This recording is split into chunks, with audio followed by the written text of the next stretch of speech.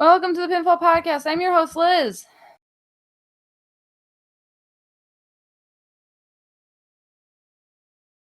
Joined as always by my co-host, Marcus. Special guest co-host, Pepita, she was outside the door and now she's gone. Another episode without her showing up. Figures. Soon she's going to start leaving videos that say, Pepita Savage, coming soon. I swear. Gross. Oh man, what an NXT episode. Every time NXT ends, I feel like I need like a nap. It's just like, Jesus Christ, how much more can I be put through on one evening? Yeah. It's a good one. This was fantastic. Spooch just said booking these shows without your top draw. Tisk tisk. As in Pepita. Well, it's not our fault. It just doesn't show up when she says she will, so. Yeah. Order. Well, we gotta save her for Mania. Like, that's the whole thing. She's our pay-per-view draw. Isn't she supposed to predict the winners of Mania? Oh yeah, we gotta do that. We're gonna do Mania. We're supposed to do it for Fastlane, but we're gonna do it for Mania and Takeover. Yeah. For those who weren't here when we talked about it, we're doing a special addition to our predictions from now on. They'll only be done on YouTube because we don't really have a conceivable way to stream it. But we're going to, with every match, have 2 cards in front of the cat, each with a treat on it. And whichever treat she goes to will be her prediction for the match. So we will now have a third competitor. What was that? Soccer Octopus. Yeah. Remember him? No. All the Octopus, I think was his name. He predicted the winners of like the World Cup and like several World Cups in a row. I've never really been a soccer fan, so, or football. Yeah, I guess. In case anyone was wondering, I feel like trash. And the room is spinning around me almost all day. Oh. Sort of feels like a hangover. Kind of weird. Put up makeup. An adult. And if you notice on the graphic for the stream, we have no more men's tag team champions. No more Oney, Lorcan, and Danny Burch, because William Regal vacated those titles because Danny Burch is injured. Will not have champions until Takeover. Yeah. Correct? Another 2 weeks. Yep. It's weird to think. I gotta move this back. It's weird to think that we've only got one more episode of NXT before Takeover.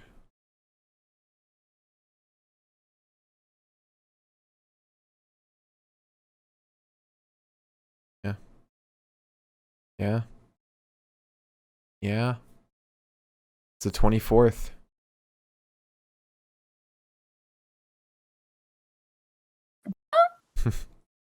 That's not how time works.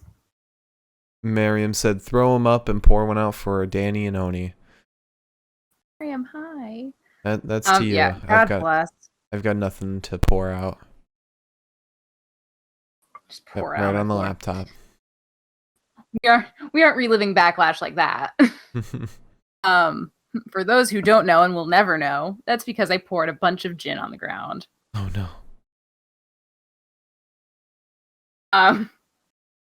Dude, it just fucking sucks. And like, at least we got Oney tonight. Yeah, like they're making good use of it. Fucking below. Yeah.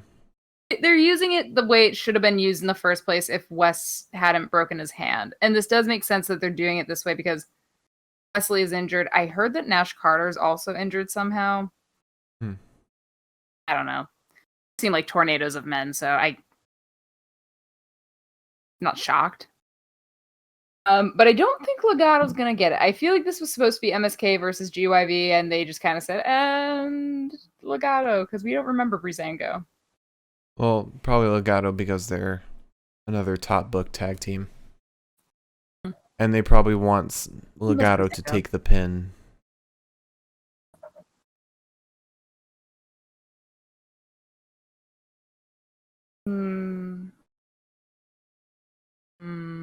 They'll probably book a future match between MSK and GYV later down the road. If Legato takes the pin, wouldn't that kind of like make it seem sort of like Santos isn't going to win either? No, Santos they get their is winning. asses handed to them at Takeover. Santos is winning. This whole thing, like that one Lego point Ed. Santos made to Devlin, which was everyone forgot that you're the champion. That's the writers legit just saying that. Like that's WWE executives like, yes, everyone forgot you were the champion, so you're out. Yeah, I don't know, man. Do you want to get into the news? Because we have quite a bit of news tonight. Sure. All right. Like such shit. Mark was like, we can cancel the podcast. And I was like, that's not in my nature. I mean, if your health is more important than the podcast. If we have to cancel it, we will. It's so much more fun for me to do it than not do it. Yeah, but I don't want you puking. I feel like my night would feel podcast. empty on a Wednesday. I have not puked once. Strong. It only takes one time. Right. And then I'm doing it every night on the podcast? Well, no, it only takes you once to scare you away from doing it ever again. Oh, fair. Okay, so let's talk about some stuff. First of all, WWE is moving to Yingling Field officially. I don't believe we talked about this on the podcast yet. Because, baseball season's starting and the Tampa Bay Rays. I forgot that they're not the Devil Rays anymore. I never really knew they were the Devil Rays. Devil Rays. Tampa Bay Devil Rays. They're just the Tampa Bay Rays. Splucha also said puke for content. God, I'd rather cry. So that's a thing. Really exciting thing. I don't really care. Surprised that they're not staying at Raymond James, weirdly enough. Like, I wonder why that is. Football's not happening for a while. Yeah? Yeah, I don't think so. I don't think that starts till late summer, early fall, maybe. Yeah. Also, speaking of moving, NXT is now almost definitely moving to Tuesday nights. Right now, it's apparently looking like the production schedule lists that NXT is being taped and broadcast on Tuesday nights starting April 13th. Episode following WrestleMania, which means it's just going to be a fucking nightmare for us. All good, honestly. Then we got 2 days off at least. We got 2 days off. It's like 2 weekends. Even if we have a pay-per-view, it's still 2 guaranteed days in a row. But like, we can also try and watch AEW now. We won't do a podcast on it, but we'll watch it. Yeah, that's actually exciting. We'll watch it. Maybe we'll talk about it at some point. Who knows? Also, so some interesting shit happened on the old Twitter. Remember how I said last Monday that there's kind of a silver lining to the Mustafa story because he's getting surgery. Right. So, like, it makes sense that he was written off TV. Mm-hmm. So that was a fun little thing to believe, I guess, for a while, because he tweeted, "Clear some confusion. I am not getting surgery in the foreseeable future. I'll be okay. Thanks." I mean, he might be out because of injury, but it might not require surgery. Yes, that's fair. I'm hoping it's just to heal him so that he doesn't keep wrestling on like a torn ligament. Also, it was easier back when I believed it was just because he had to get surgery. And it made me feel like slightly better about Retribution breaking up. Yeah. You know, that's life in this shitty world. And speaking of that's life in this shitty world, so there's new stuff about the Candy Cartwright lawsuit. Really? Yeah. Shit Been a is while. not going to end anytime soon. It has been. It's been 7 months now. God. That started literally the day Riddle went to the main roster. Never forget that. Maybe don't be a trash human being. Your main roster debut won't be sullied. Apparently, in the lawsuit, the WWE and Gabe Sapolsky are no longer involved. However, Matt Riddle's attempt to dismiss the lawsuit was denied, which means that the shit that's in that lawsuit is good enough that the person in charge, I assume the DA, is like, yeah, we're still going to talk to you. It means that whatever Candy Cartwright's lawyer brought to the table is tangible in some kind of way. Not shocked. He's a scumbag. But it's just, I feel like being reminded of this reminds me of why I hate his character so much. Because, like, you're making him out to be this lovely, goofy, hooligan. And, like, it's just to kind of pull the wool over everyone's eyes in the same way that they're doing with Austin Theory. Well, I wouldn't put Austin Theory up there with Riddle. But I mean, I would say that he's a creep. Yeah, but it's comparing like it's a bad comparison, but I think Riddle is being written as like a millennial to boomers.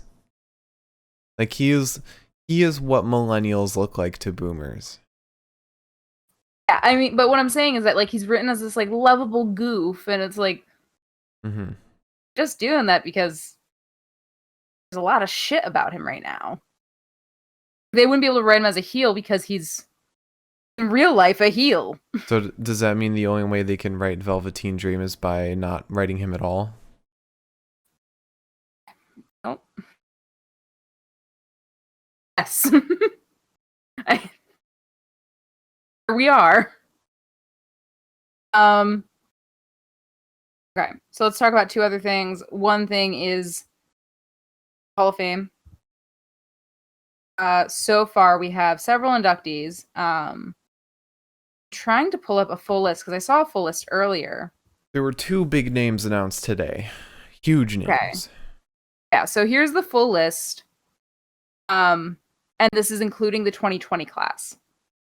Okay. I know Dave Bautista was supposed to be inducted, but he said he won't be making it because of scheduling conflicts. Yeah, that's not true. What happened actually was he said that he wants to be able to do his Hall of Fame acceptance when there's like fans that he can thank. Oh. He wants there to be people that helped him get to where he is. He wants to be able to thank them. He said it's not scheduling issues. It's got nothing to do with that. Well, he said on Twitter because of prior obligations he won't be attending. Well, he then specified that it was primarily because he wants there to be fans and he wants to be able to thank them and receive it in front of the people that got him to this place, basically. Which at first, the way it was reported was just like suddenly he wasn't going to be inducted, and I was like, "Oh Jesus, what the fuck happened?" What? Oh, I forgot that there was still the plastic wrap on the window. Every day something makes Not you jump. feeling well. Be nice to me. What's your excuse The only thing for I've got all to the fill my other stomach with days? Not feeling well. But the other Hall of Fame inductees for this year and last year will be the NWO, which is going to be a really sick induction ceremony. I can almost guarantee you. Well, yeah, if you have Hulk Hogan hosting. Well, he's not hosting the Hall of Fame. I think he's gonna be there, but like he's gonna pass off to people. Oh wait, no, never mind. I'm getting confused with WrestleMania. Never mind. Because sometimes they do the induction at WrestleMania. Right. No, this is it's going to be aired on the 6th and then done whenever. Right. The NWO, which is probably going to be a big ass fucking induction ceremony. The Bella Twins, ABL, British Bulldog, and Jushin Thunder Liger. And then the 2021 class includes Molly Holly, Eric Bischoff, and announced today, Kane and the Great Khali. That's a decent 2021 list so far. Yeah, that's a big list. I mean, I'm sure they're pulling out the big guns for this shit because of everything that's happened. Watch. Next is like Vince McMahon. Shane. Joe Biden. Yeah, like you would ever. Put him right next to the Orange Man. Just slightly below. A couple inches off, awkwardly. in the physical, not actually physical Hall of Fame. Mm-hmm. I was happy to find out that a lot of other people did not quite realize that it was not a physical place. Because it made me feel better. I would think with all the grandeur that they have surrounding it, it's like it would be a real place. I would love it if it was a real place. That'd be awesome. I think they had plans to make it a real place, and then everything kind of went kaput. And finally, I had a little bit of news that kind of coincides with the Hall of Fame. It's about the Hall of Fame. There will not be like live virtual audience like the Thunderdome. It's all gonna be, because the Hall of Fame is gonna be pre-recorded. It's gonna be like stock pre-recorded reactions on the LED screens. It's really lame. But I think it's taking place or it's gonna be airing while they're moving out of the Thunderdome, so. Oh, okay, because I was gonna say I don't know why they wouldn't have just done like LED screens or something like that, but like they could have done like, you know how like wrestlers will be there like the now times, yeah, all dressed up and shit. I was like, oh, maybe they could like do like LED screens with that, but they'll probably just have them there. Also a fair point. So I've got one piece of news that can kind of bring us into tonight's episode, which is we now know a little bit more about the Xia Li story. There was more to know? Yeah. So basically, we found out who's playing Mei Ying, which is, I believe, the lady in the chair. Mm-hmm. Yes, Mei Ying / Tian Sha is the one in the chair. Right. So apparently Mei Ying is being played by Karen Q, who broke her. Yeah, she hasn't wrestled since 2019 in July after breaking her leg. So I thought that was just an interesting little tidbit. To thunk it. And apparently Trips and Shawn Michaels are in love with this storyline. Like they've played a huge hand in building it and all that shit. And I'm like, I mean, it seems now just like let Boa wrestle. It seems like the best produced storyline. Not to say the best written, but the best produced. Yeah, that's fair. I mean, because it's got a lot of theatrics in it, so it makes sense. But I mean, just imagine, like, not only is your story going over really well, but like the two guys in charge, like all hands in, just like super excited about it. What a big push, just like professionally. Yeah. All right. That's our news. Yeah, that's our news. All right. Tried to go So through pretty quickly. now we have our episode. NXT. Today we had pretty big episode. A big lead in into Takeover, which featured a contract signing between Adam Cole and Kyle O'Reilly. We had the first, not the first, we had a women's tag title defense. We had Walter's first match on American NXT in a long time. And we had LA Knight's first match that's not a enhancement talent match. Which is funny because he lost his enhancement talent match.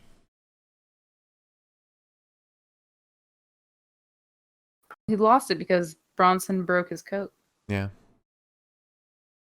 Alright, so we start off with a very, very cool match. Dakota Kai and Raquel Gonzalez versus Zoey Stark and Io Shirai.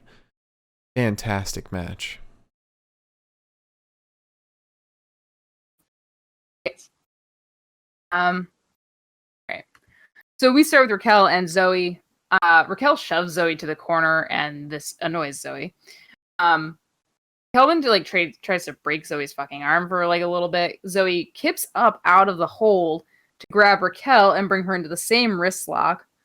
We then get, the first flub of Zoey's young NXT career, which seems to be the only flub that people typically make, which is just a bad head scissors to Raquel. And a back elbow in the corner. Raquel then lifts Zoey over the ropes. We get some knees under the jaw of Raquel, a big clothesline to Stark. Dakota gets in. Dakota gets slapped. Zoey's then like, yeah, I slapped you. What are you going to do about it? And I was like, she's got a point. What are you going to do about it? Trash talking to the extreme, I suppose.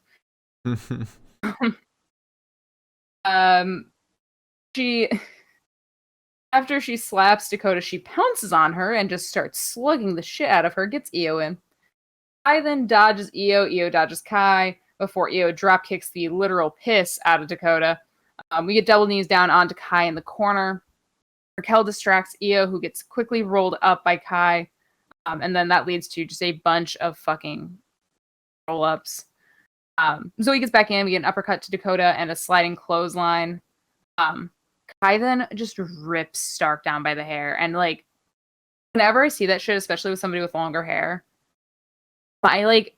Kill Bill alarms go off, and I'm just like, the way I would fight somebody if they pulled me down by my hair, oh my god. Even if it were, like, in wrestling, where I'm like, okay, so this is kind of supposed to happen. I just turn around swinging. I'd get back up, I'd just be like, what the Raquel gets in on that. Get a better head scissors to Raquel this time. Gonzalez then grabs Stark's leg, and Stark fails to enziguri Raquel. Dakota back in. We get that tag team offense to Stark, where Raquel throws Zoey into the knees of Kai. An enziguri to Raquel and Io. Sorry. We get an enziguri to Raquel. Io and Kai get in. Dakota is thrown down into a hard facebuster. This gets Raquel in pretty shortly thereafter. We get a double stomp on Gonzalez that it has like pinpoint fucking accuracy. Jesus. That was gnarly. Io's really good at that. I wonder if it's easier for like people like Io to do it than Finn, because Io is A, smaller, and B, might have smaller feet. Well, Finn also does it from like the top rope. True. Io just did it from the mat. So we then get a 619 to Raquel and a missile dropkick to Raquel, and a springboard dropkick to Gonzalez and a crossbody from the ring. Stark sends both Gonzalez and Kai face first into the post. An over the moonsault out onto Raquel, and then a springboard 450 to Gonzalez, who moves away. At this point, Stark is in. Stark rolls through. She can't evade the powerbomb from Gonzalez. Raquel then lifts Stark, kicks Io off the apron, and then bombs Stark down to the mat to win. Io and Raquel exchange words while both Zoey and Dakota Kai die at the ringside area. Io takes Kai off of the apron as she tries to kind of jump in.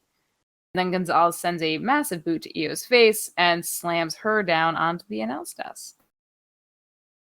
That's where that ends. Crazy match and a crazy ending too. I thought this would just be like a win for Io and Zoey because champions always got to win in a match prior to the pay-per-view. But this made Raquel look dominant as hell. I'm excited. Yeah, the way she just lifts people up, throws them down like. And like how she had Zoey in like the cradle hold and then kicked Io off the apron and then slammed Zoey down. That was so good.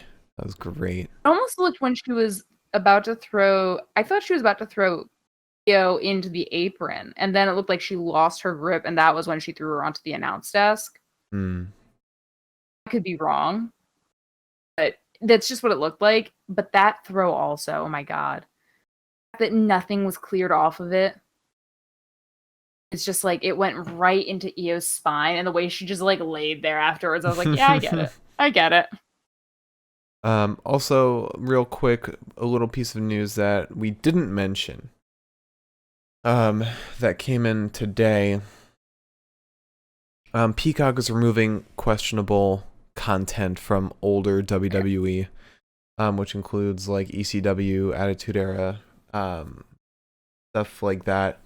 Specific content is from WrestleMania 6 in 1990, which featured Roddy Piper versus Bad News Brown.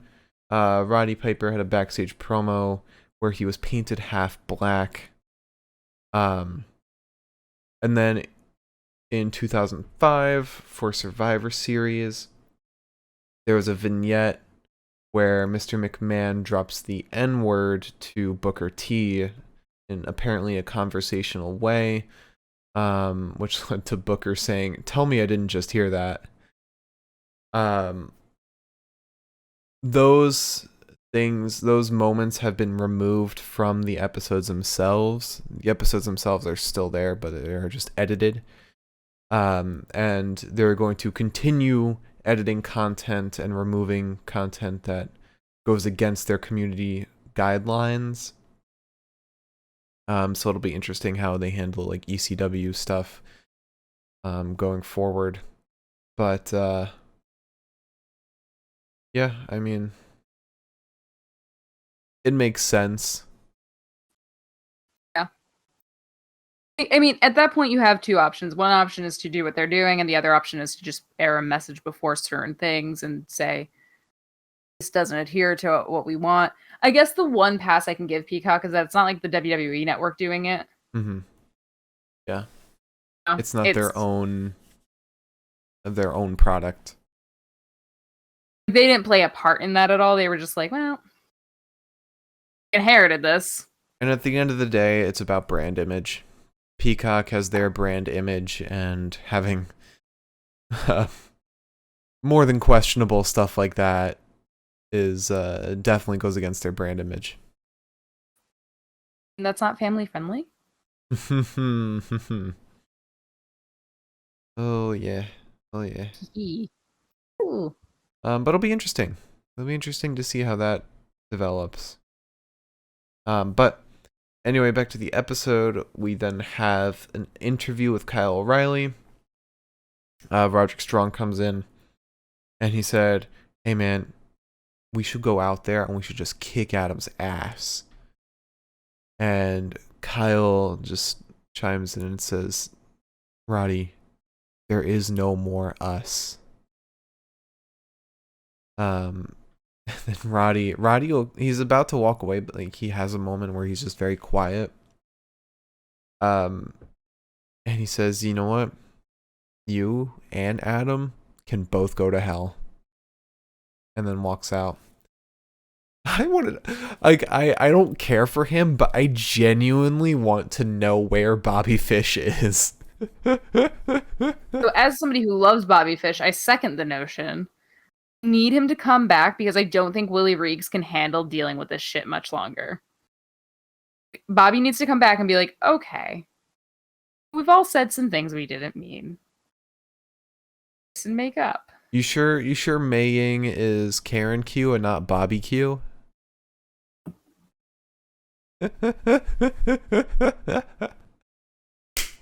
Got him. Not QAnon. Oh. Not. He's a good boy. He's a good boy. Miriam said the old folks home won't let him out, guys. Disputed one too many fucking conspiracy theories, and now they're not letting him out ever.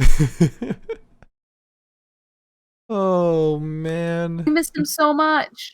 I don't. I found out that right next to his stupid ass pelvis, he got the tattoo of the college that's local to both of us. And I sat there and I was like, it's not even a good school. It's not. Why would you print that on your body forever? Yeah. And I remember that he's a moron, and I was like, oh well, he gets a pass. Watch, he didn't even go to that school. He was just a fan of the basketball team. To be fair, did have a pretty sick basketball team back in the day. I used to have a really cute hat with the Siena Saints logo on the top and like this black little brim, like the old, like, you know, like the older baseball caps. They're kind of like puffy. I used to have one of those. It doesn't fit my head anymore, but. So anyway, after that, we had fucking LA Knight.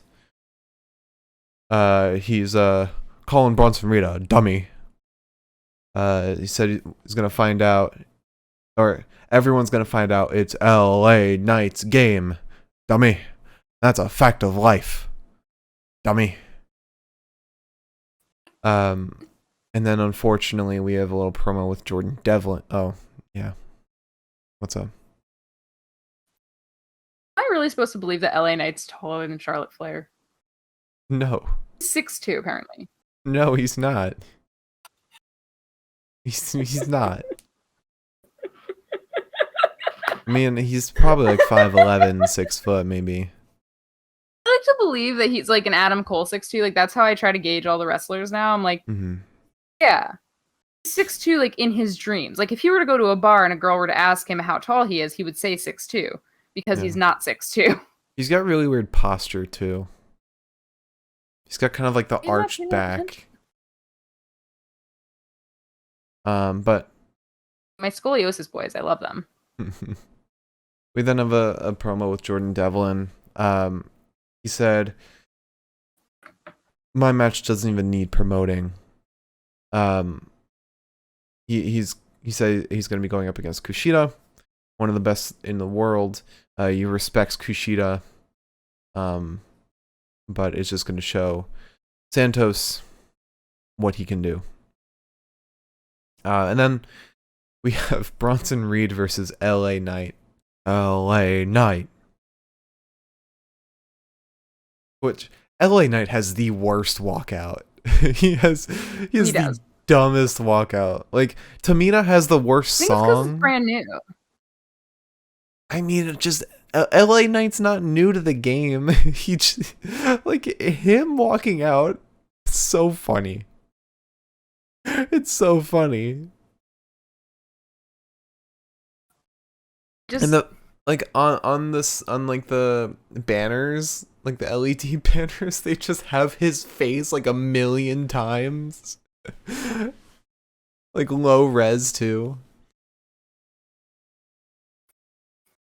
I also don't get the name. And also I can't stop calling him Eli Drake in my notes. I always call him Eli Knight. LA and Eli sound the same, basically. Yeah. So, same. All right. So we get some slaps that take the absolute skin off of Drake's fucking LA Knight's fucking chest. See? Can't even stop myself after I say it. Before Bronson shoves him head over heels, we then get like a massive back body drop. Night. My dude just hangs in the air for like a little bit. Oh, fucking painful. Get a boot to Bronson, and then Knight goes to jump down on him, and Bronson catches and then power slams him. We get a headlock on Knight. Just another brutal fucking chop. Reed then starts wrenching LA's arm behind him. He goes for a vertical suplex on Knight, but LA... So stupid saying that name. LA wiggles free. Don't call him LA like LA is his first name. Mr. Los Angeles. So there's an elbow that takes Knight to the apron before he hangs Bronson up on the top rope. Knight then basically lawn darts himself over the ropes onto Reed. We then get Knight grinding on the right arm of Reed. There's a drop kick to the knee of Bronson after he breaks free of that submission hold. And then a boot to the jaw of Bronson. Knight gets a couple chops in before Reed throws him into the corner. LA manages a neck breaker on Reed, and then some, like this, I think it was a back elbow, but it just cracks against Knight's fucking face. Like, the sound it made me more worried for Bronson's elbow than Reed's face. We get some forearms tonight, and then Reed sends him running right into his stomach. Bronson goes for the choke slam, but LA avoids it, and then we dance around the idea of the choke slam a couple more times before Reed manages it. His second attempt, and then clotheslines the shit out of LA. Bronson goes up top for the tsunami, and Knight pulls him down. Bronson then pushes Los Angeles down with a headbutt. Knight somehow jumps all the way up top, which was fucking incredible. I don't think anybody like made enough of a comment about this. He managed to jump from the canvas to the third rope. Wait, Bronson or Los Angeles? Play. Los Angeles. Mr. Los Angeles. Miss Los Angeles, like beauty pageant. But yeah, he managed to jump all the way up there, and I was like, can't like jump over like a suitcase. Man's athletic. Incredible. Jumps all the way up top, but in spite of that incredible feat, Reed just pushes him down a second time for the big ass tsunami to finally take place and for Bronson to win. Yeah. It was actually a really good match. Every match like was really good today. I don't think there was a single bad one. I'm looking back. Even Shotzi, Ember, Aliyah, and Mercedes was pretty decent. Even Drake Maverick versus Walter was pretty decent because of what happened after. Boy. But we'll get there. But up next we have Karrion Kross versus Oney Lorcan. Oney, my boy, he came in there like a train on fire. I'm glad that Oney just didn't get like destroyed. Like this was a match. This wasn't a beatdown. Yeah. It was a very fair match. I just personally cannot stand Mr. Kross. Oh yeah, a lot of people can't. Whether it's for him being anti-mask or him being booked like, I don't want to say booked like shit because he's booked very favorably, but that's the thing. Like squashing a ton of guys. And people don't like that. He's got a character though that I feel like belongs. But he doesn't have personality though. Like what's his personality? No, what I meant, hang on. I was gonna say he's got a character that belongs on the main roster. He bores me. Put him on Raw. Fit right in. It'll be like a So, Damien thing where he doesn't have personality on NXT, but they'll give him one on main roster. He'll find one. yeah, sure. That's what happens. So Oney gets choke slammed into the buckles to start. He's then thrown from the ring. Lorcan is then slammed in the barricade, punched. He kindly tries the suplex. Karrion turns around and suplexes him instead. And then Karrion stomps on Oney's fingers. Also, I haven't gotten to say this in a while, and I just realized it. I haven't gotten to call him Oney Boney Bananagram in a while. I mean, because we haven't seen him in a while. No.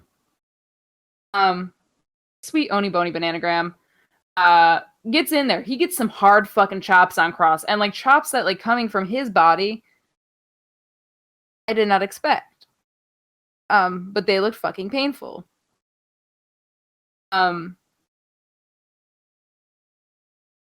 After managing that, Kross tosses him from the ring again. It's like a pesky little like I don't know how to describe it, just like Oney gets like one step in and Karrion's so Lorcan spears Kross into the apron, get a dropkick to Kross, and then Kross just clotheslines the last brain cells from Oney's fucking head. We have Saito suplex to Lorcan, who is immediately thrown into the armbar, and Lorcan manages to quickly get out of that. He then sends Kross into the buckles. We get like what I can only describe as a DDT to the left shoulder of Kross. Then we get some chops. We get a chop block and some European uppercuts to Karrion. Lorcan is then sent spiraling over Kross's shoulder after missing a blockbuster attempt. And a Saito suplex to Lorcan as well as a hard punch ends the fucking match because Oney eats shit. Unfortunately. Oh, yeah. Will not be throwing them up for a couple days, I am sure. Oh, no. But what happened afterwards? What happened afterwards is Finn came out and walked over Oney's lifeless body. Then entered the ring, and I really hope you took notes on what happened afterwards because nothing registered in this old head of mine. I thought you were going to take notes. That's why I didn't take any. No. I mean, I know that Finn basically said, you know, when you're younger, you fight with emotion. You fight because, like, you're mad and blah, blah, blah. Who the fuck knows? I was like, Finn, he's only 5 years younger than you. He said I know that somehow you are a... Go on. He knows Karrion's weakness now. Yes. He's very... He gives in to his emotions. And it's putting Finn in a very smart role. It's putting him in less of just I'm a man and I wrestle. Yar, yar, yar. He's a very analytical person. And it's giving us a little contrast between them. Yeah. It was a good promo. It was a better promo from Finn, which his promos aren't always incredible. My opinion at least. But basically, yeah, he just says he knows his weakness now. He knows that he's got too much emotion inside of him, and Finn's a cold, hard bitch who doesn't have any emotions, and that's why he's better than Karrion. Yeah. But after that, we have an announcement from William Regal. And this came out of nowhere. So William Regal announced basically the next challenger to Johnny Gargano. What's going to happen is there's a 12-man battle royal, which will then decide who qualifies for the Gauntlet Eliminator that will take place night 1 of TakeOver Stand and Deliver. And then the winner of that gauntlet goes on to face Johnny Gargano for the North American Championship on night 2. No idea how many people are going to qualify for the Gauntlet Eliminator. He didn't say, but Imagine 5. 5. I imagine like 6, like half of them. Possibly. Just first of all, I love how Willie is always like, no matter what, if I can, I will absolutely make a fucking gauntlet. No matter what will happen. um, But then I thought about it though, and I was like, this just kind of tells me that Eagles like this is a good way of taking stars that you have that might not show up, giving them a couple minutes in the sun, and then potentially giving at least half of them a little more time in the sun. yeah. It's such a good way to put over like guys that you really don't have anything else to do with right now. Mm-hmm. And No. Miriam said 6. 6 of these 12. And Okay. the 12 people are Kushida, Leon Ruff. Interesting one. Austin Theory. I would love to see him win just so I could see what the promos between Johnny and Austin would look like. Then we have Right. Then we have LA Knight, Tyler Rust, I forgot his name for a second. Jake Atlas. Don't say that. Miriam loves Tyler Rust. um Frankly, I'm excited to see his handsome little ass in the middle of the ring again. More like in the corner because he's gonna be busted during the battle royal. He's not. You can tell Who's based on wrong? this graphic who's just like a filler, like Jake Atlas, Leon Ruff. I don't think Rust is a filler because they were pushing him for a little bit and then they kind of lost a storyline for him. I would say that he might be in the gauntlet. I'd be willing to place that bet. Yeah. But you also have Bronson Reed, Dexter Loomis, a big favorite to win. Cameron Grimes, Roderick Strong, who I don't think will even make it to the gauntlet. Isaiah Swerve Scott, I don't. He's too busy with the Undisputed Era breakup to do anything like this. I don't know about that. Isaiah Swerve Scott, who will definitely is just a filler. And another interesting one, Pete Dunne. I think he's gonna be one of the big ones who could come out on top. I would say Pete Dunne, Dexter, Roddy, for my personal opinions. Pete Dunne, Dexter, Roddy, Tyler. John.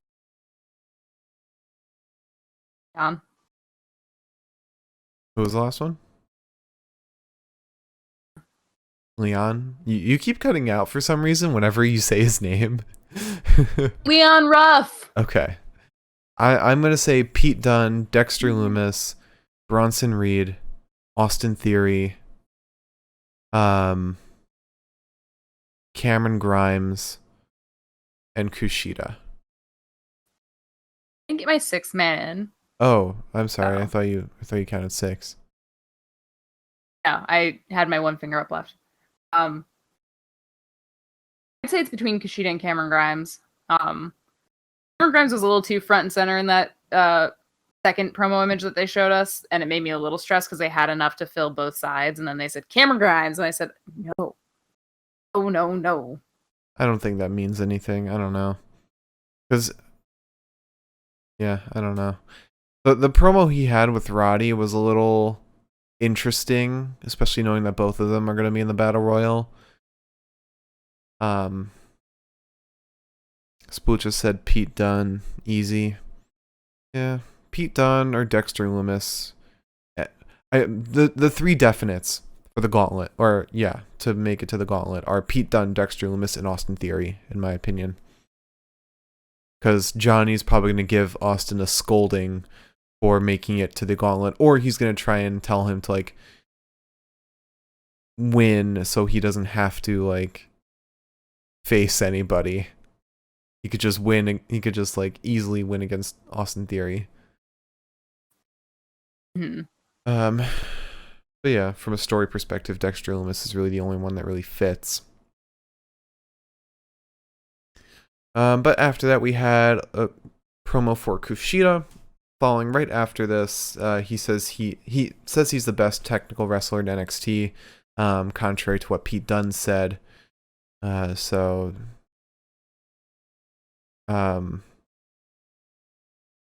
kind of just in response to Regal's announcement.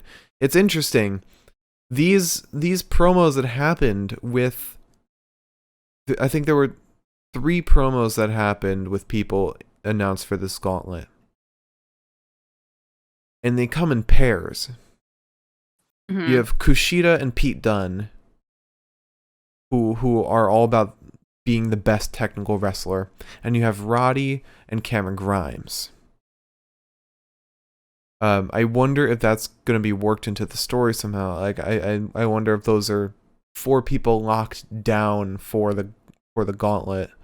And if you want to include Bronson Reed and LA Knight because they had a match today, that's also possible. So you have your 6 right there. Which actually is a pretty good 6. Like that last minute realization. It's just missing Austin Theory, which I only want because of the promos. But after that, we have a little promo earlier in the day in the locker room between Imperium and Drake Maverick. And Drake is holding a rod, fending for his life, waving it at the Imperium guys. He wants to know where Killian is. He wants to know where his best friend is. He's just swinging it back and forth. And then Walter comes in, just grabs it and pulls it out of his hand. Obviously Drake thinks that Alexander Wolf had something to do with it. But I think Killian's just out because of either positive COVID test or in contact with someone who tested positive. Yeah, I think like that's usually the theme now, is that there's also been reports apparently that they are saving talent that they need for sure for TakeOver to avoid risking them getting exposed to anything more, because apparently they just can't control that shit. So that's a partial assumption. And then on top of that, I know, like, we've always noticed the theme is if somebody's exposed to COVID, they usually miss 2 weeks of tapings. Yeah, so we'll probably get Wolf, Thatcher, Dane all back next week. Yeah. But then we move right into Drake Maverick versus Walter. Oh my god, Drake is dead.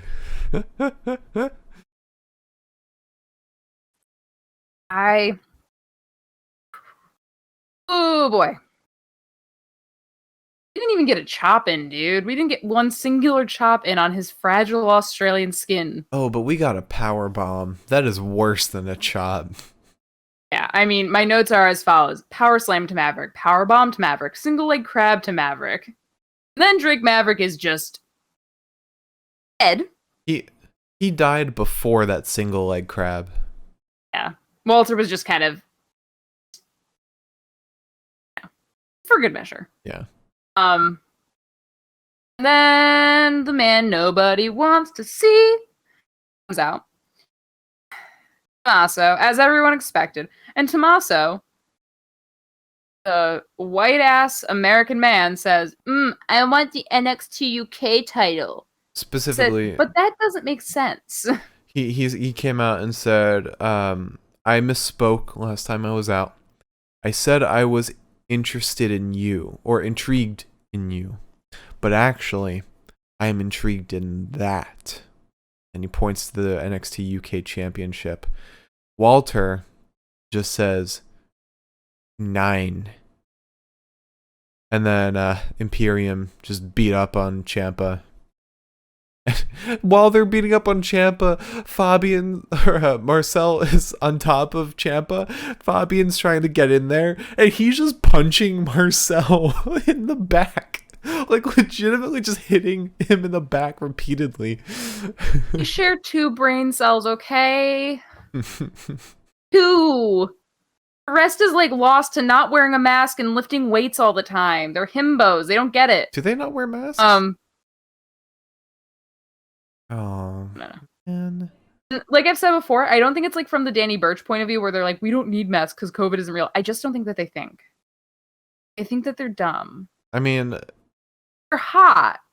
I think they're stupid. You would be surprised at how many, like, Europeans just, like, don't give a shit about masks at all.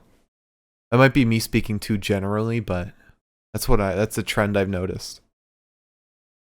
Yeah. So I think because like you and I talked about it, and you said, well, Pete Dunne isn't an American, but he's going after the North American title. And it's like, yeah, that's fair, but also at the same time, like I feel like those are all like a level below. Like NXT UK title, and the WWE Championship and Universal Championship are like all S tier, for lack of a better term. I feel like that's like Trent Seven.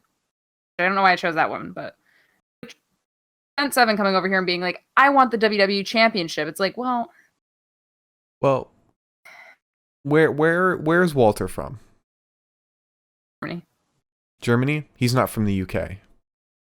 Right, but what I'm saying is all the people in the UK, in NXT UK, the NXT UK title should stay in the UK for the most part. Mm-hmm. Because what else do they have? They have other titles. They don't. They've got tag team titles, and that's it. Women's title, tag team title. They had the cruiserweight title, which they won't have for much longer. Men. Right. But, well, I think anyone can say that Ciampa's not winning that title. But you also had Rhea Ripley and Toni Storm, who had the NXT UK women's title. They're not from the UK.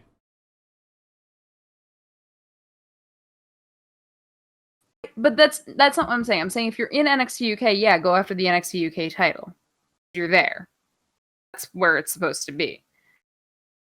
If you're an American, or not an American, but if you're in WWE over in America, why are you going after the NXT UK title? They're doing, because like, okay, so first of all, let me just state this by saying, I don't think Tommaso's going to win.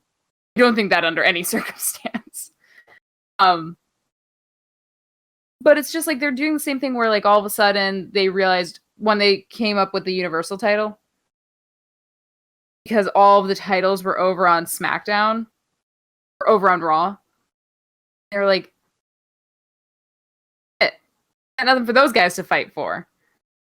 They've got tag team shit and they've got the women's title, but they don't have like a men's title. If the NXT UK title ends up over here, it just doesn't make sense. However, this does lead to my pride and joy of a theory, which is Ciampa gets the fucking UK title. He goes over to NXT UK. Walter stays here. I never have to see Ciampa again. I move on with my life. I mean, you don't want to watch NXT UK ever again? I can cut it out of my day if I need to. I can cut it out easier than NXT. I think Walter is going to retain, and then after Finn loses to Karrion, Finn's going to turn to Walter, and then we're going to get Finn going after the NXT UK title. We're okay with that. 'Cause, yeah. I just need 2 Europeans fighting over it, or, you know, what? I need 2 non-Americans fighting over it. And of all the Americans to fight for that fucking title, does it have to be Blue Lives Matter's Ciampa? Does it really need to be? I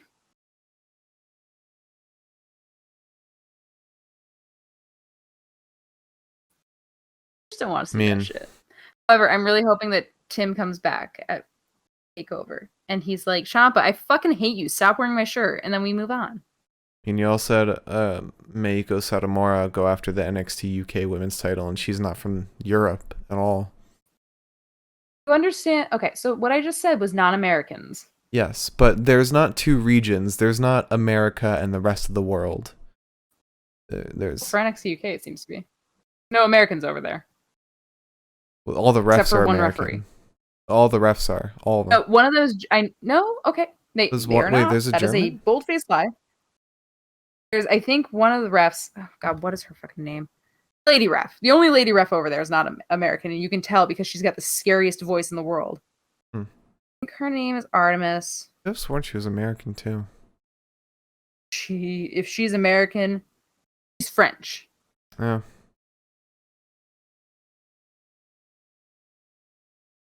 The first French woman to ever sign a contract with the WWE. So Amal, take that. I guess. Not all of the men are American either. One of them is definitely British, and I know that because I looked him up because he looked familiar to me. Then I realized there was no reason for him to look familiar to me. All right. All right. Then we have a promo with Pete Dunne. Just said he's going to dominate the gauntlet because he's the best technical wrestler in NXT. And then we have that. Huh? Yeah. They're all saying that, and yet Tim's standing right there. Yeah, and there's a reason he's not there, because he couldn't out-wrestle COVID.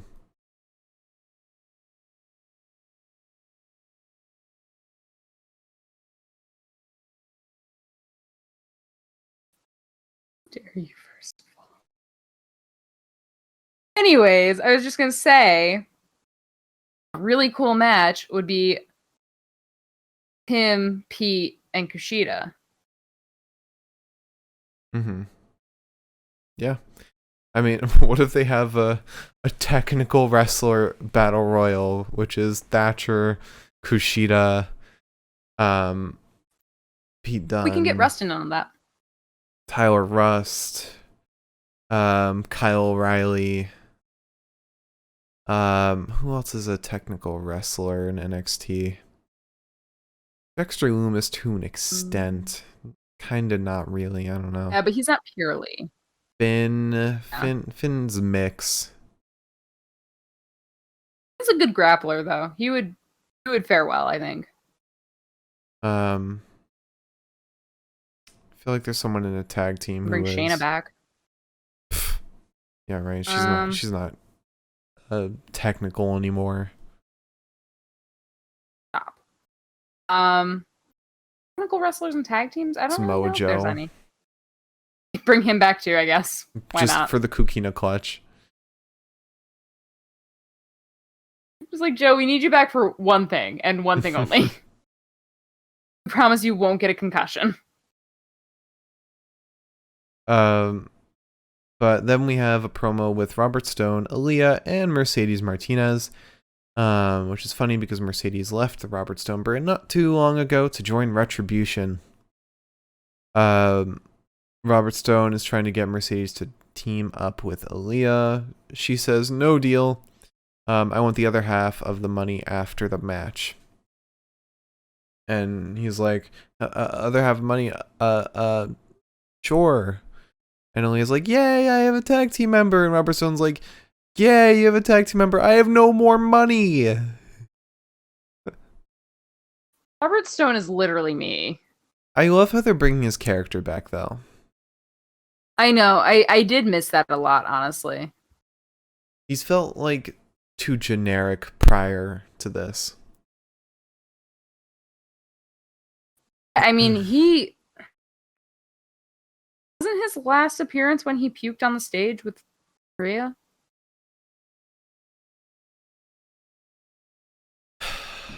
No. I think his last appearance was when Rhea fought Mercedes in the cage match. Oh. Oh, yeah, because that led up to that, I think. Right. And then Mercedes joined Retribution, and Robert Stone and Aliyah were off TV for a while. But then we get a promo with Johnny Gargano. He storms into William Regal's office, and he's like, "What is this? You put me in front of 12 guys? 12 guys?" And William Regal's just like, "If you're Johnny Takeover, this shouldn't be a problem. Analyze your opponents." And Johnny's just like, no, that's stupid, and leaves. He says, there's like a million guys. Oh, yeah. Like, one of them is the guy you literally fight with all the time. What? One of them was your last, one of them was your last opponent. The other one was your opponent before that. One of them is like your son. Also, I loved how Johnny was just like, I'm not shutting your door. Like, oh, yeah. like, poor Willie Reegs. Willie's got so much shit going on right now, like, that he cannot handle. God. Yeah, I know. I'm hoping he snaps at one point. But also, I think tonight brought him pretty fucking close. But also, Johnny's so good. I say this every episode. Heel Johnny is the best. He is the best thing about NXT. Consistently. But then we have the... Well, Yoka, you're about to say something. I was just gonna say, did you see his tweet recently? Someone was like super excited that they got passes to like for the meet and greet. Mm-hmm. They were like, but I don't know what to say. Like, I'm so nervous and all this shit. And like Johnny was like, Candace and I were in the same position at one point in time, but like, don't worry, we're really friendly. It's gonna be so much fun. Like all this shit, like reassuring them. And I was like, God damn it, Johnny, you're such a good guy. Johnny and Candace are like beautiful people outside of wrestling too. They're just so They seem nice. like such good people, and I hope that I never find out that they aren't. I really do. They just seem like normal people, except the fact that they have a Star Wars room. Don't say you wouldn't have one. Oh, I would. Yes. Also, maybe that's just saying you're not normal people. Yeah. Sure. Also, their dog is fucking named Padme, so. Padme's a queen. Oh, I don't look forward to the day when they decide to have a kid and Candace is out for a while. I'm not looking forward to that day at all. I said Horrible. I'm not looking forward to it. Oh, okay. I was like, it's kind of weird of a thing to look forward to.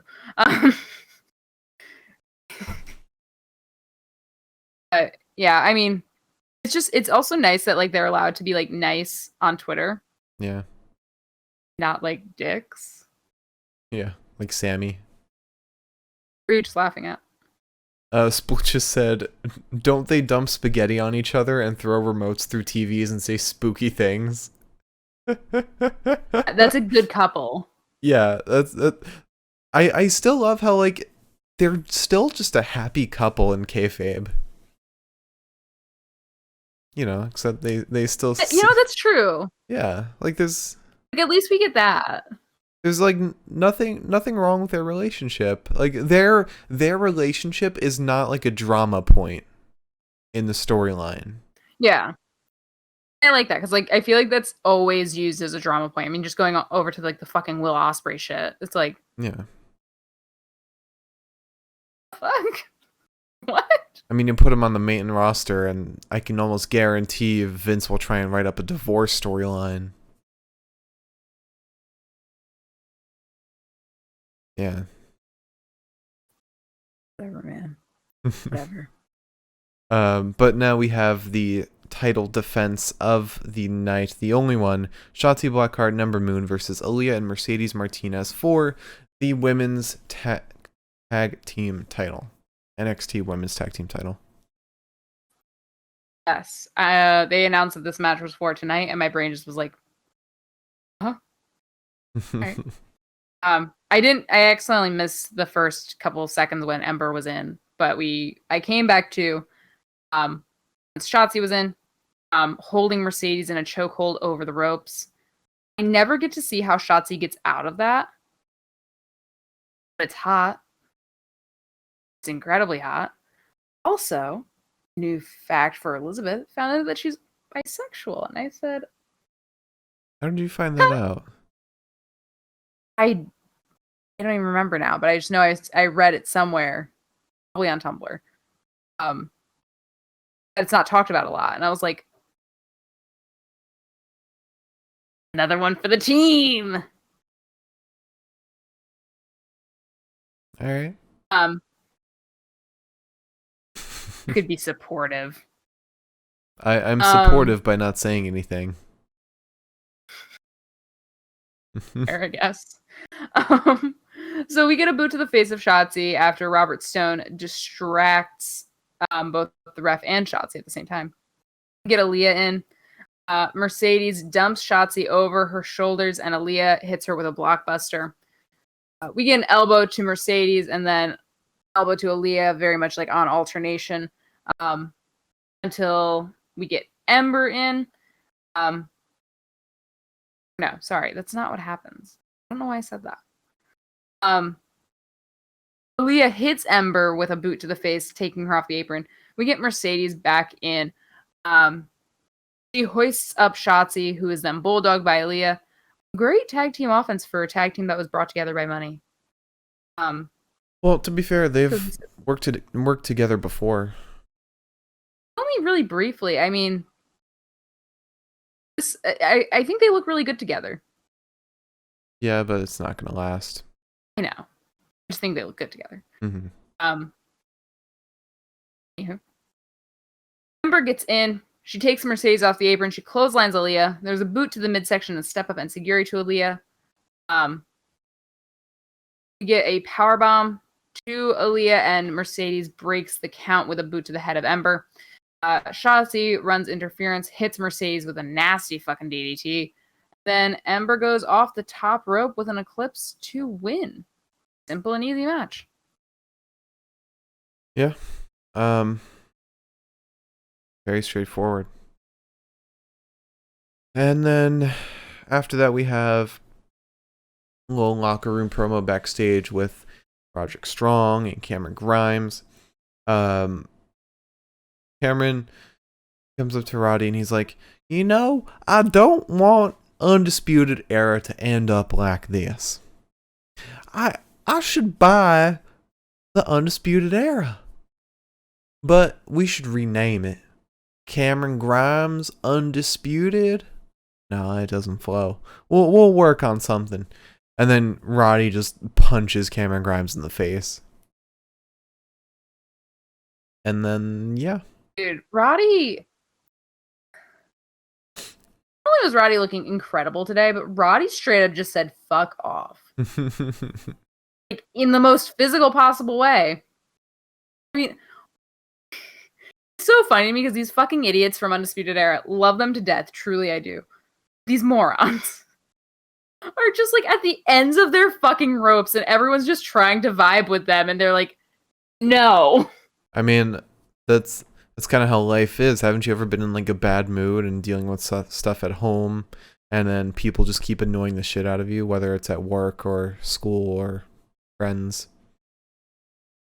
Didn't you always want to do what Roddy did? It's crossed my mind a couple times on the subway for sure. And those people aren't even talking to me.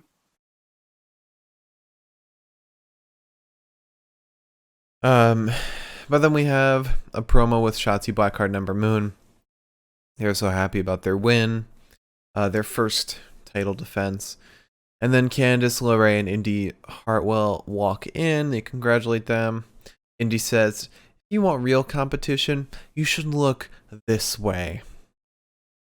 And Candice says, Shotzi says something about the way, or like, we'll show you the way out. And then Candice says, you know what? Next time we have a match, it'll be done our way, on our time, on our stage. I think it's safe to say for TakeOver, we're getting Shotzi and Ember versus Candice and Indy. Dude, Indy also like looked really hot today, just saying. I look forward to that match. I think it's gonna be a sick fucking match. Yeah. I agree.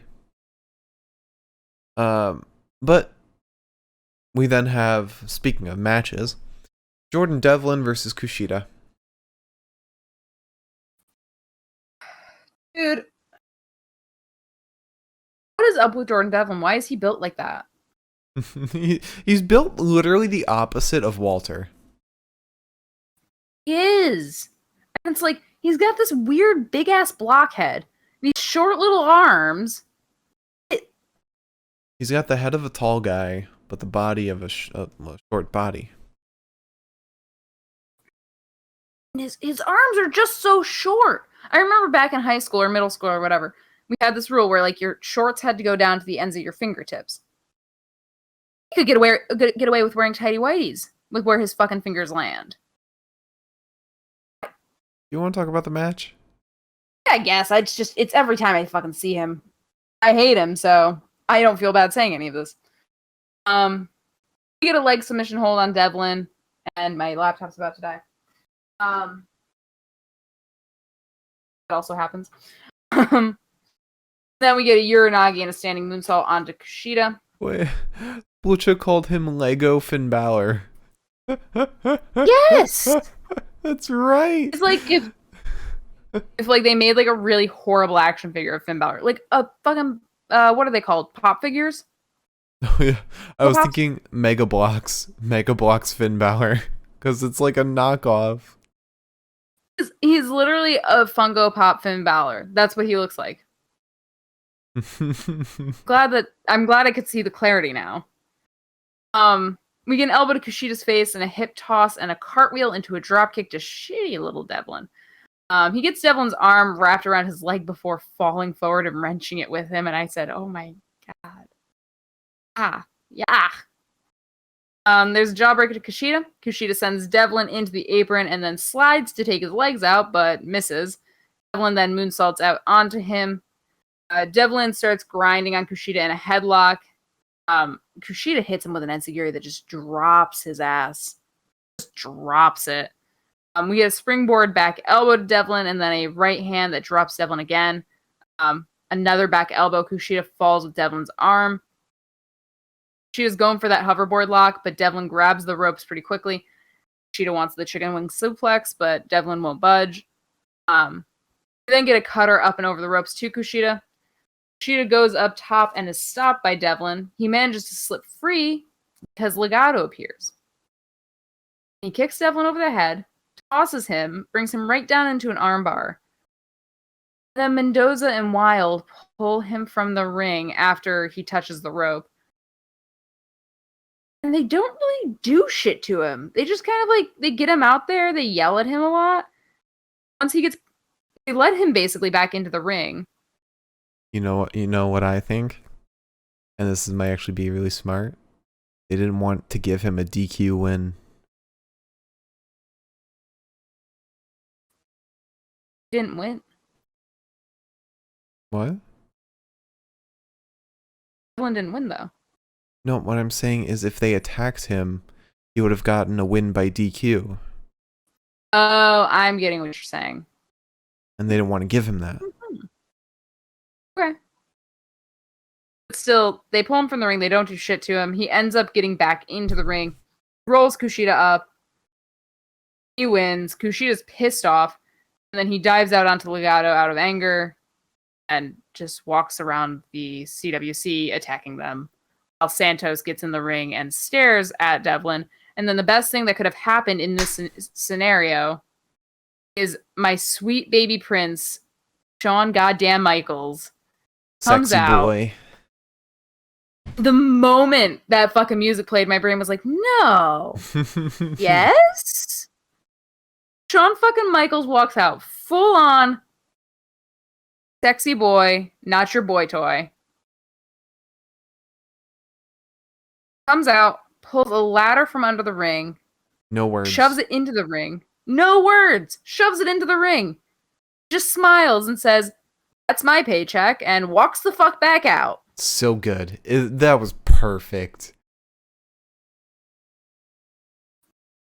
He's a sexy boy. That's like the best way to just throw a stipulation onto something. And now I'm super excited. I do love how like both Vic and Wade were like, "Oh my god, it's Shawn Michaels!" Like he's here at works NXT. there. Vic literally It's said. like, I would hope he is. He literally said like, Shawn Michaels is here on NXT. Did I miss a memo where he got fired? He owns the place. I would love for me to go into like my meetings at 5:00 every day and have them be like, "Is that Liz here at the 5:00 meeting?" Specifically, Vic Joseph. Yeah, if Vic Joseph were in those meetings, I'd be way more encouraged to fucking go to them. But after that amazing announcement, we then have the final segment of the night. William Regal as Kyle O'Reilly and Adam Cole, the two shitheads, sitting down in front of him. Regal just starts yelling. Just mad that they got the police involved. It's embarrassing to the company. And in front of them, a contract for Kyle O'Reilly versus Adam Cole at TakeOver. But because Kyle O'Reilly is injured or not cleared to fight, the contract states that NXT is not accountable for anything that happens in the match. And Adam Cole takes the contract first, and before he signs it, he says, I want to tell a story. I could feel William Regal's like pulse raise immediately, just like.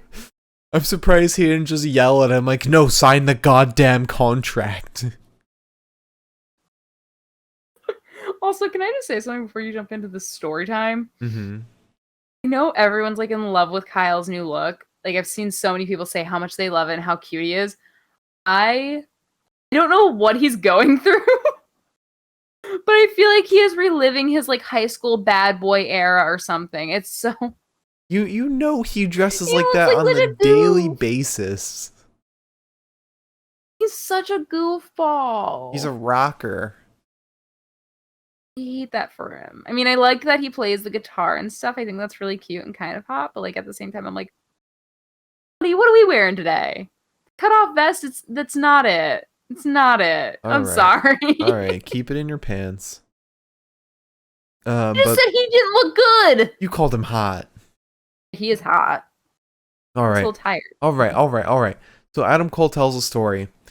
He says, like, so there are people that are born blind and wake up one day to see everything. He said, imagine you're born blind. Fine, whatever. This is paraphrasing. Adam says, that's called a revelation, some would say. And I had that.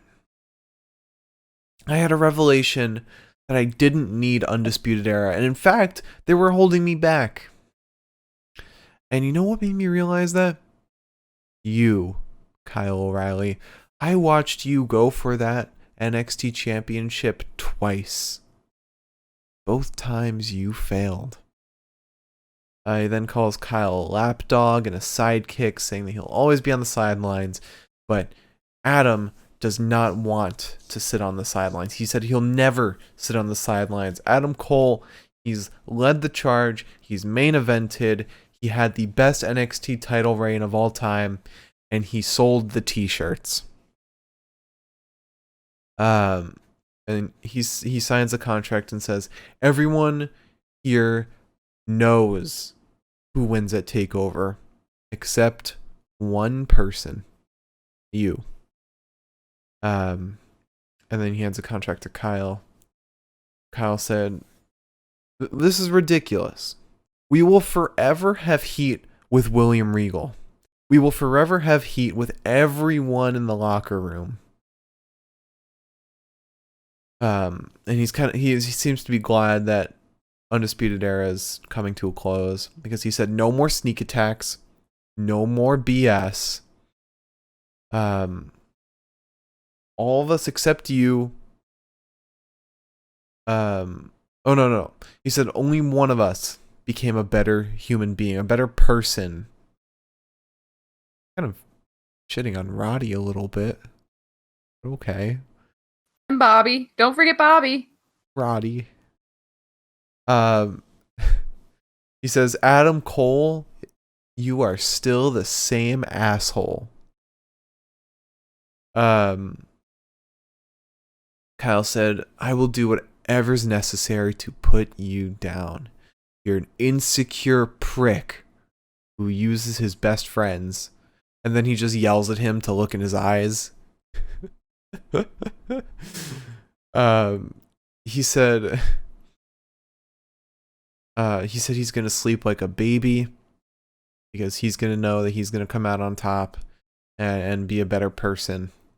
And then he signs a contract, throws the pen at Adam Cole. Adam Cole throws the table aside, and then they're about to brawl before they're stopped by all the officials. My God, what a segment, what an episode. Oh, beautiful. It's beautiful. I loved how that happened, and like 3 security guards went to Kyle, 3 security guards went to Adam. And fucking Regal's just standing in the background shouting as if that's going to make any difference. I love that for him. Yeah. So best of the night? No, I guess we could get into that if you wanted. It's so funny to me. I've had this one hard kombucha tonight. Mm-hmm. I just feel like I'm like, woo. This is not Elizabeth. I don't know her. All right. This Elizabeth is like gonna like go lay down for like a nice long nap after this. I just want to say I have no clue what any of my picks are because everything was so good today. Oh, that's NXT for you, baby. This one was significantly like it stood out. So we started off with an interview with Kyle O'Reilly. Seeing Roddy's reaction and interaction with Kyle kind of it was a good promo from Roddy. If I do say so myself. I think Roddy did a really good job for someone who doesn't always do good on the mic at all. But yeah, it was a good segment. The LA Knight promo. It's LA Knight, dummy. It was pretty okay, dummy, and that's just a fact of life. Then we had the Jordan Devlin promo. It was whatever. I do like how he started by saying like this match doesn't need promoting. It's not something you hear a lot of wrestlers say. But then we had William Regal announcing the Gauntlet Eliminator. That was a surprise. I really liked the fact that that just came out of nowhere. Then we had the Kushida promo, which was one of those just, you know, little vignettes to the camera. We had Imperium and Drake Maverick in the locker room where Drake is just swinging that rod. Loved that. Then we had the Pete Dunne promo, which is basically identical to Kushida's. We had the Robert Stone Aliyah Mercedes promo, which was pretty okay. We had Johnny's promo storming into Regal's office. That was great. Every promo Johnny does is hilarious. I love it. Good. Got good timing. He does. He's very good at improv too, because I can almost guarantee saying that he's not gonna even shut the door was not written in. Oh, so good. Then we had Roddy and Cameron Grimes in the locker room. Really great interaction between these two. I love seeing this different shade of Roddy that's kind of old UE, but also we know at his core he's not old UE anymore. He's just mad. We had Shotzi and Ember interacting with Candice and Indy. That was pretty good. A good interaction. And then we had Kyle O'Reilly and Adam Cole. If there's anything you watch this thing for, it's William Regal just fuming. But really great promo from Adam and Kyle. I love how Kyle's developed on the mic. He's really come around and become a great deliverer. But yeah, this was fantastic, and makes me really excited for the match at Takeover. So my pick for promo of the night, it's gotta be Adam Cole and Kyle O'Reilly contract signing. Yeah, as much as I feel bad for Regal.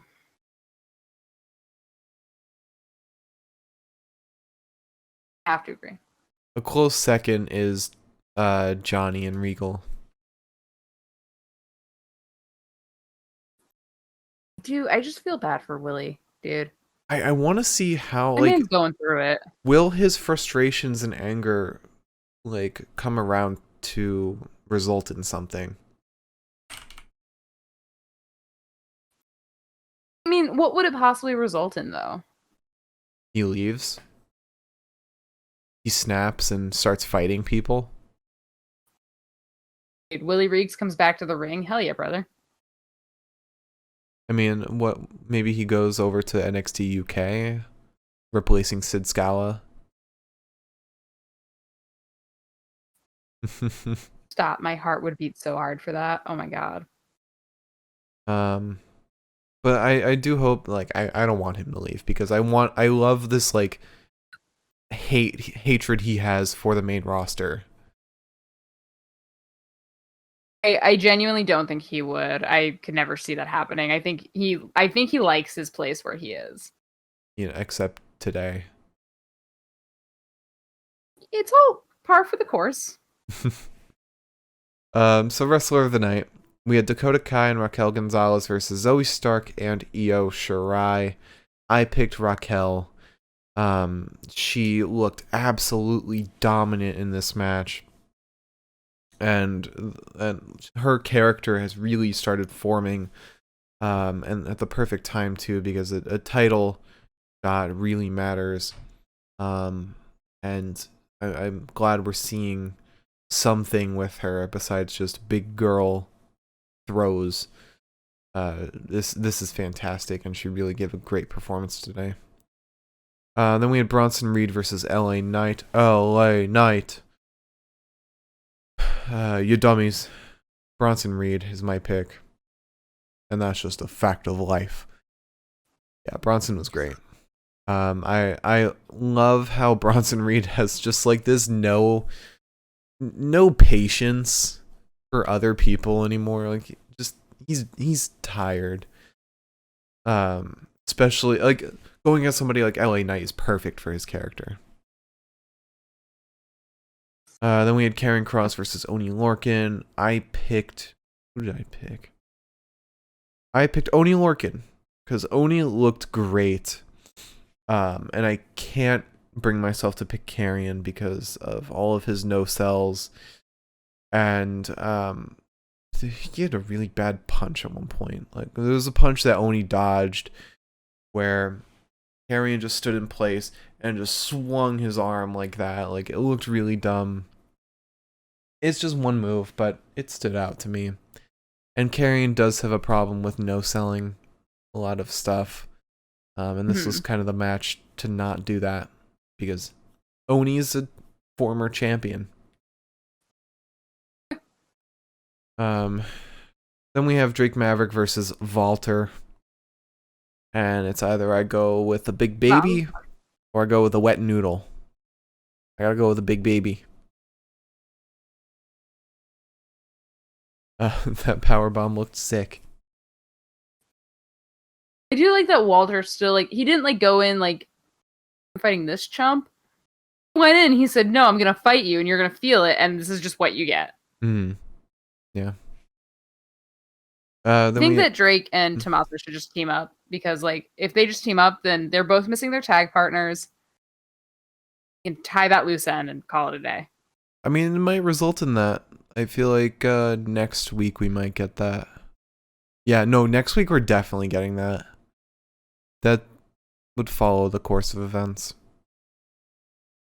But it will be them against Fabian and Marcel Then we have Shotzi Blackheart and Ember Moon versus Aliyah and Mercedes Martinez.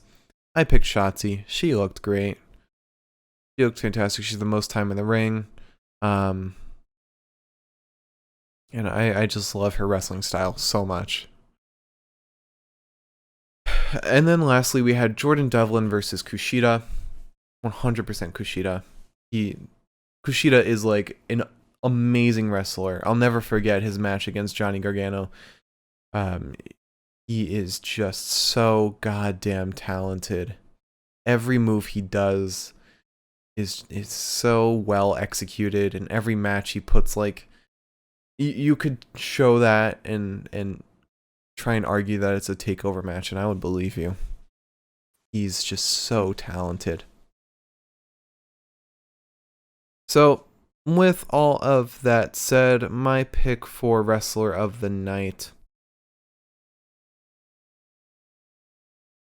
You know what? My pick for Wrestler of the Night is Raquel Gonzalez. I wanted to go with Kushida, but Kushida does suffer from the lack of character. He doesn't show anything. He's just there to wrestle. Which is fine if you're a Timothy Thatcher character. But Kushida is the babyface. So of course he's gonna be like the blank piece of paper. I don't see that at all. I see that when Kushida wrestles, I feel like I see so much more of him. But what do you see? He seems so energized. I see a dude who wants to fucking fight. With Raquel, it's like I'm not really seeing that much at all. But what's Kushida's motivation? Do you get that? No, but I don't really. I mean, Raquel's motivation is spelled out for us, so I wouldn't necessarily have gotten that from this match if outside of like the last few seconds, I wouldn't have understood her motivation at all. All I know is that Kushida's a cruiserweight. He's a cruiserweight. Kushida almost had the title and then didn't. So I don't agree with that. I don't feel like that wasn't a title match. I'm saying that Kushida almost had the cruiserweight title at one point in time, and really, yeah, he was part of the whole fucking mess of people that were fighting for him. Oh, I forgot about that. Yeah, back when Jake Atlas had the sparkly jacket and Santos had a mask, and Akira Tozawa was on NXT. Yeah. Huh. I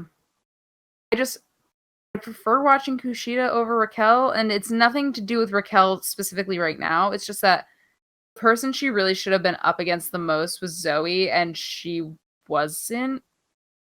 I think I miss Raquel fighting bigger people. I disagree because I mean her opponent at TakeOver is Io Shirai, and so that's where her rivalry is. I mean, yeah, right. She had the most confrontations in the match with Zoey Stark, but never was her focus on Zoey. It was always on Io because her eyes are on her target, and she's there to impress and dominate. I didn't get as much from that match as I did from the Kushida match, I feel like. And I think that's purely because of Kushida and Raquel faced against each other. You know what? My heart will disagree, but I'll go with you because, yeah, I will. I'll never agree, but I'll go with you. Oh, never is a very strong word. I mean, about this episode, I won't agree with you. Okay. Okay, so match of the night. So we had Dakota Kai and Raquel Gonzalez versus Zoey Stark and Io Shirai. I love this match. I love this match because, again, Raquel dominated. Dakota was still kind of shoved aside, regardless of how much she tried to help Raquel. Especially at the end, Dakota tried to help Raquel by sneaking up behind, I think it was behind Io. But still was knocked down before Raquel just put down Io. It shows a lot about where everything's going story-wise. Makes me feel so sad for where Dakota's going to end up. But Raquel's gonna be champion. It could be a cool women's singles run. I don't know. Maybe. I don't know.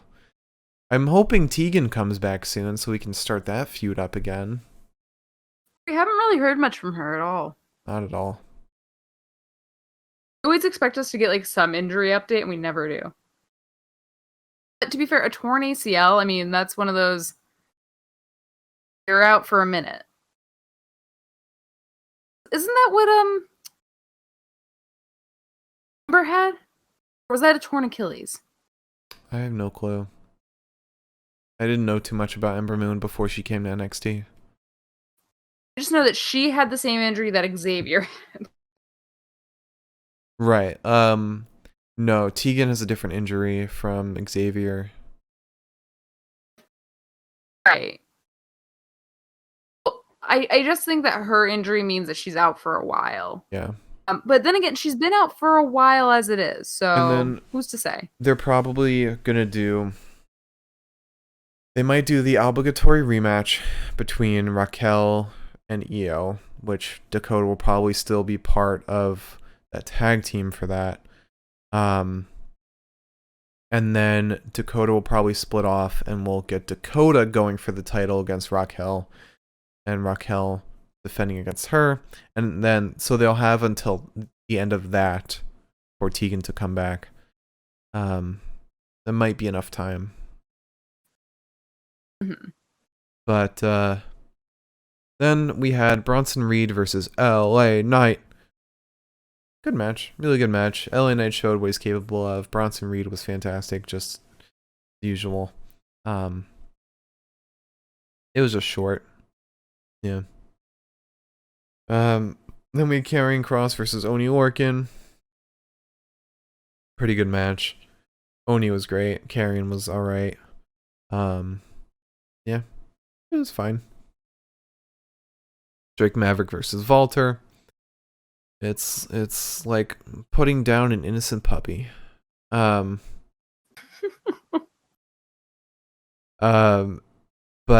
the real meat came after the match when Tommaso came in and made that match a takeover, a title match, which I'm excited for.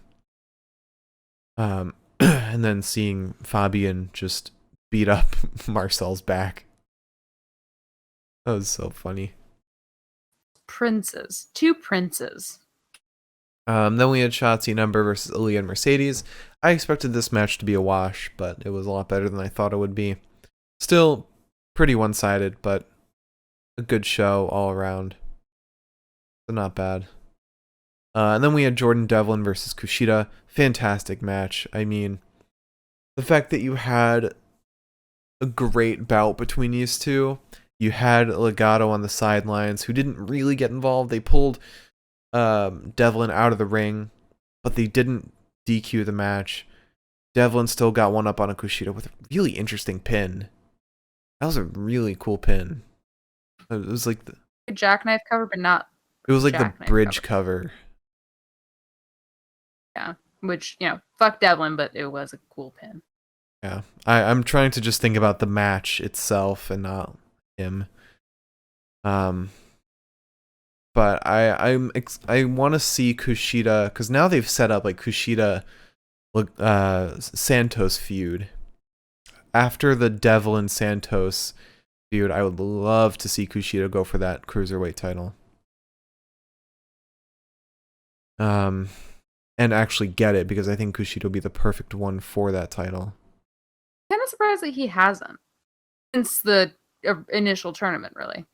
Yeah, I mean, I think the NXT or the North American Championship was better for him, just because it's like a higher tier, I think, than cruiserweight. But yeah, I don't know. Especially with how the cruiserweight title is so entwined with 205 Live. I'm glad that they've kept Kushida away from 205 Live, and I hope he doesn't go there, because he's better than that. As awful as that sounds. Or maybe Kushida loses that title match and goes to the main roster. fit on the main roster. I could see him sprucing up the main roster pretty well. Yeah. I'd love to see it. Oh, I would love to see a match between him and AJ Styles. That would be great. It'd be interesting for sure. Yeah. But my pick for match of the night. It's a tough one. Every match had its pros, every match had its cons. But I would say match of the night. Yeah, I gotta say it. Jordan Devlin versus Kushida, where the only con was Jordan Devlin himself. More ways than one. I mean, look, they both put on a great match. And Legato's appearance also made the match even better. I mean, fine. I'll agree with you because it was a good match. It was. No way to say it wasn't a good match. I just wish it wasn't a good match with that little blockhead. Okay, at TakeOver, he's gonna lose the title, and then we'll only have to see him on NXT UK. I am liking the ability of certain wrestlers from NXT UK to come over here, though. Mm-hmm. God, why am I yawning? Because I think that gives a lot more variance, and it also allows more NXT UK stuff to kind of ebb into the mainstream. Yeah. And I think that's something they deserve because NXT UK is just as good as NXT, in my opinion. Yeah, they just need to work on their production and walkouts.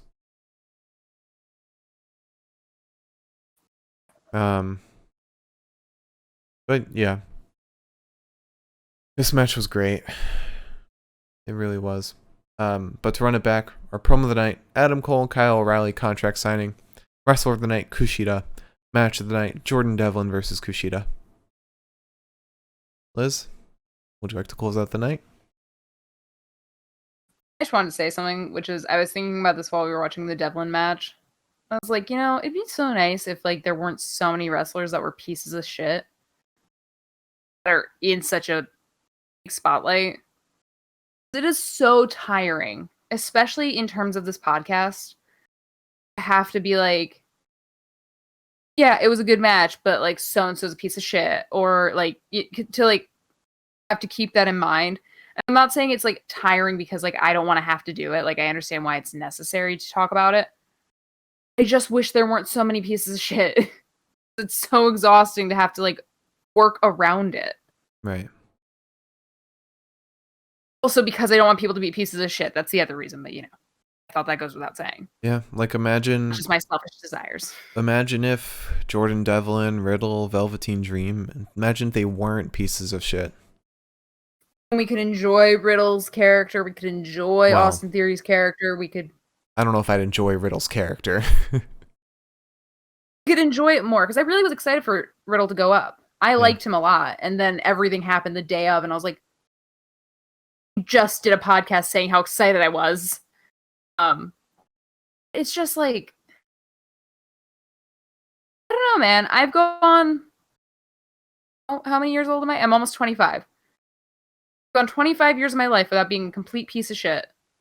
Pretty simple, actually. I've made my life complicated in other ways, but that part's pretty simple. I don't understand how so many of these people do this. It's just so tiring. That's all I wanted to say. I'm so tired. I just want to enjoy wrestling.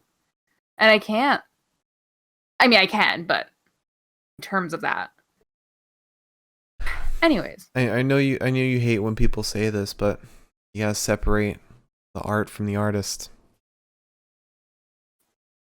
I get that. I mean, that's sort of how I am with, like, it's easier, I guess, with older wrestlers, like, to say, like, Undertaker was really cool. Because they're products of their time. It's easier there because I don't have to deal with it.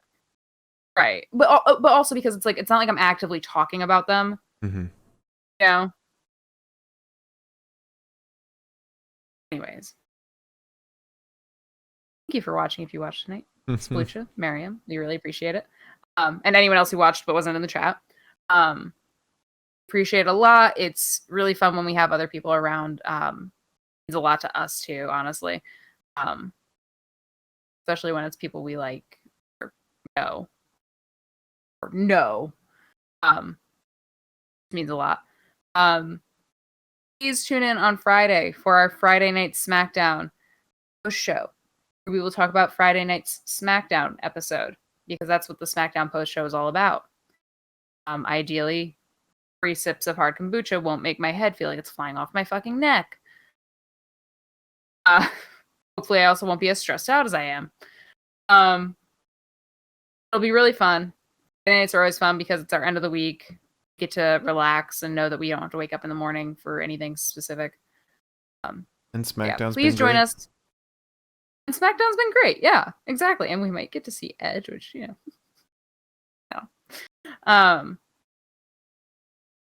that face for? It's gotten lame. Oh my god. Okay. We'll save that for Friday night as well. But we will be back on Friday. Please join us. It'll be a good time, and we hope that we will see you there. Yes. Thank you all for watching. Follow, subscribe, all that stuff. Our YouTube is the Pinfall Podcast. Our Twitter at Pinfall Podcast. Liz, you are at ElizaElane23. I am at the Mark Cameron. And thank you all for watching. We'll see you on Friday. Have a fantastic night.